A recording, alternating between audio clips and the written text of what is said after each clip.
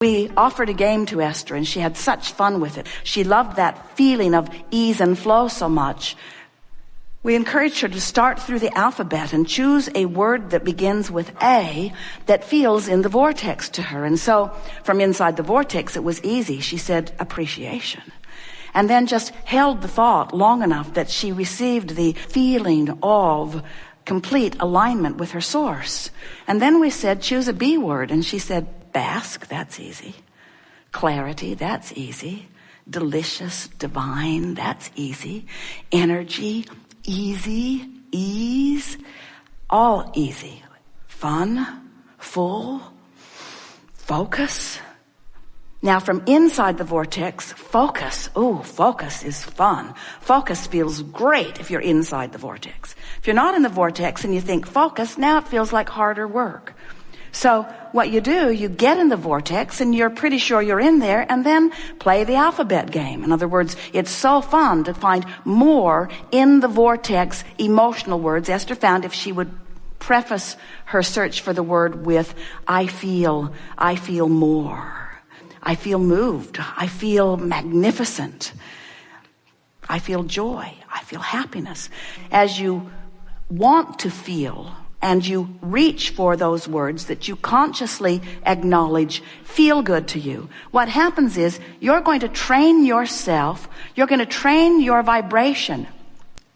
You're going to train your point of attraction. You're going to train your point of attraction into everything that you've asked for. And then what happens is it has to start showing up. So then it gets easier and easier and easier. Because not only then are you proactive because you're deliberately going to the vortex that no one else can see, and you're deliberately reaching for a feeling that feels good only to you because you're in there all alone. In other words, you're deliberately doing it, but if you do it long enough, what begins to happen, and long enough, we only mean a day or two or three or four, a week, a month.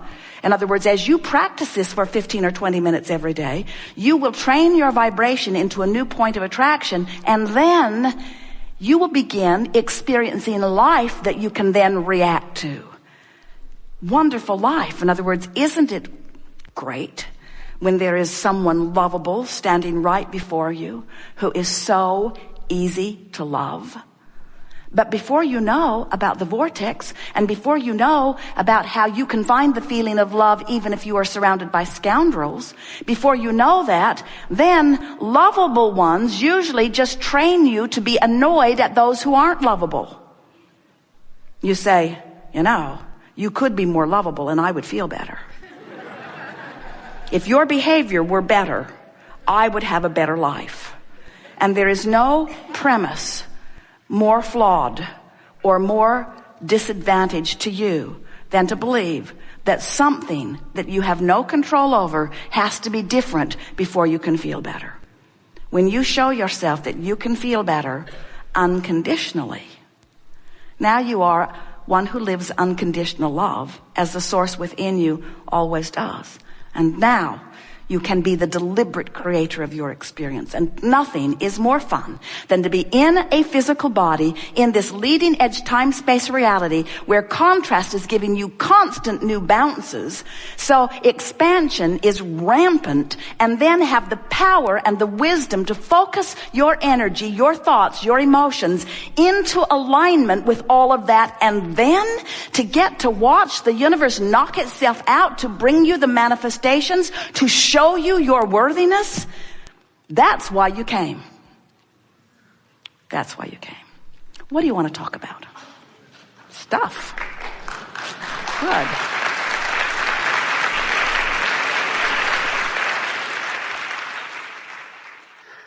So, we are eager to talk with you about anything that matters to you. We have a very full and clear and exhilarated view of your vortex. Do you understand this vibrational reality that we are demonstrating? Do you get it, that through life you've created a vibrational version of you, and that vibrational version, you can feel it? You can feel the vibrational version of you. When you're in tune with it, you feel exhilarated. When you're out of tune with it, you feel off. Bad mood means you're out of sync with it. Good mood means you're in sync with it. So you can tell by the way you feel how in alignment you are with this version of you. Have you heard enough from us? Have you heard it before today, or did you hear it today? Do you get it that you have two vibrational aspects, and that every emotion you feel is an indicator of how well those two vibrational aspects are blending or not blending? That's the key to everything about your life. It's the key to your mood from here on, and it's the key to you knowing what your guidance is showing you in terms of finding the fulfilling satisfaction that you came here to live. So we want you to understand that we have the glorious experience of getting to witness, as you sit in the room or as you sit in the chair, both vibrational aspects of you and the relationship they have to one another. And we stand unequivocally, completely inside your vortex of creation. We stand in solidarity with the wholeness of who you are. We will not come out of your vortex to commiserate with you just because you're out of your vortex. We will stand in your vortex knowing that you very much want to be in there too, and we will use every possible thing that we can find to coax you into the vortex. But the most important thing that we want you to understand is you have to make the decision that you want to be there. You have to understand that the vortex exists and that the larger part of you is there. And there's one last thing. You must pay the sacrificial price of joy. You have to care. You have to care that you feel good before anything that we say or any guidance that we help to awaken within you will have any meaning for you. You are the creator of your experience, and you create with the focus that you find. So it is our desire to help you to realize that you can focus into this vortex, and you can bring a manifestational evidence of everything that you want about quickly. But you can't focus on what is and on this vortex of creation at the same time. And that's mostly what we're going to be talking about here today. How you can find the vibration of what's going on in the vortex. And the biggest thing that trips you up is that you are using your physical senses in such a magnificent way in order to define or explain, or even sometimes to explore your physical reality, that you talk in terms of what you see and what you hear and what you smell and taste and touch. It's a tactile, physical reality, this what-isness of this reality. Where this vibrational reality that we're describing, you can't see it because it hasn't manifested in that way. You can't hear it, you can't smell it or taste it or touch it, but you can know it by the feeling of it. In other words, if we can get you addicted to the feeling of well-being, then you can feel your way into the vortex. And once you feel your way in, and you establish a chronic pattern of thought that allows you to linger there, then full view, full manifestation comes next. There's a little tripping point on explaining that step to you for this reason. You don't really get it, and it's all right, but you don't really get it. That this physical world that you can see and hear and smell and taste and touch is only vibrational interpretation. And most of you don't get it, that the only difference between this vibrational reality that we're describing and the reality that you are so enamored with is that the physical reality has come into fuller focus for you. If you can stay with us just for a moment and accept that it's only a vibrational adjustment between the vibrational version and the manifested version. In other words, to you, sometimes it feels like, well, this is reality. And Abraham's talking about fairy tales and Never Never Land and other worldly things and non-physical stuff. And sure, I might feel better if I focus into their fairyland, but how does reality fit with that? And we want you to understand that reality is an extension of the same thing. We're not kidding you. You can focus yourself into vibrational sync by feeling your way into the vortex. And if you will, every time you find yourself in there, milk it longer until you have made a concrete habit of sustaining the high-flying, good feeling, secure feeling, vital and alive feeling, love feeling, well-being feeling of being in the vortex. If you will make those emotions chronically your own, the manifestations will be so fast on the heels of that people who are watching you will say, what magic have you found? And your response from inside the vortex will be, it's the promise that we all held when we came forth. It's the promise that we are the creator of our own experience and that we get to live the full manifestation of it here. The reason that so many humans are sort of out of whack with that is because you've been making an art of resistance instead of an art of allowing.